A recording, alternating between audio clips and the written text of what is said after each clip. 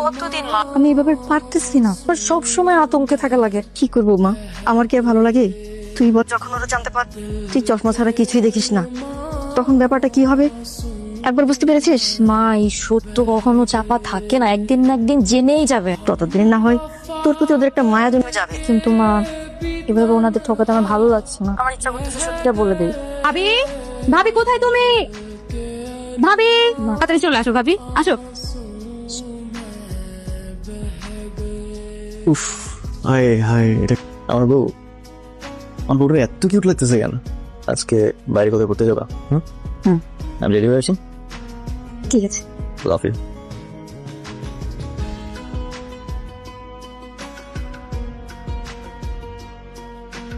এত সুন্দর কেন তুমি? জানো শালা, অ্যারেঞ্জ ম্যারেজ নিয়ে আমার সবসময় একটা ভয় কাজ করতো, চিনা যায় না, তার সাথে সারাটা জীবন একসাথে থাকা। বাট তুমি আমার লাইফে আসার পর থেকে না আমার এই ভুল ধারণাটা একদম ঢেকে গেছে। আমি অনেক লাকি যে তুমি আমার লাইফে আসছো। আমিও লাগি তোমাকে জামা হিসেবে পেয়ে।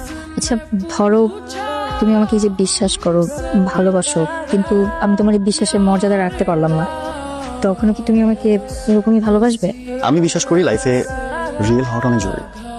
ফেক জিনিস বেশি দিন টেকে না। কোনো কিছু যতটা রিয়েলিস্টিক আমার মনে হয় ওটা তত টেকসই। আচ্ছা ভেঙে তাকাও, ধরো আমি তো তোমার খুব পছন্দের মানুষ, আমি তোমাকে একটা মিথ্যা বলে ফেললাম, আর তুমি জানতে পারলে, তখন কি তুমি আমাকে এরকমই ভালোবাসবে নাকি ভুলে যাবে? কাউকে মিথ্যে বলে হাসানোর থেকে সত্য বলে কাঁদানোটা অনেক ভালো। একটা সম্পর্কের মধ্যে এইটুকু যদি জায়গা না থাকে তাহলে সেটা কেমন সম্পর্ক? তবে আমি জানি না তুমি যদি এরকম কখনো করো, আর আমি যদি সেটা জানতে পারি ভালোবাসবো, বাট একসাথে আর টাকা হবে না। আচ্ছা এসব এসব চলো আমরা কিছু খাওয়া দাওয়া করি। ফুচকা? ওকে না, আমারও মনে হচ্ছে তাই যেন একটা সমস্যা আছে। এই বাড়িতে আসার পর থেকে আমি গিয়ে ওর সাথে কথা বলে আসছি, ও একবারও আসে নাই আমার সাথে কথা বলার জন্য।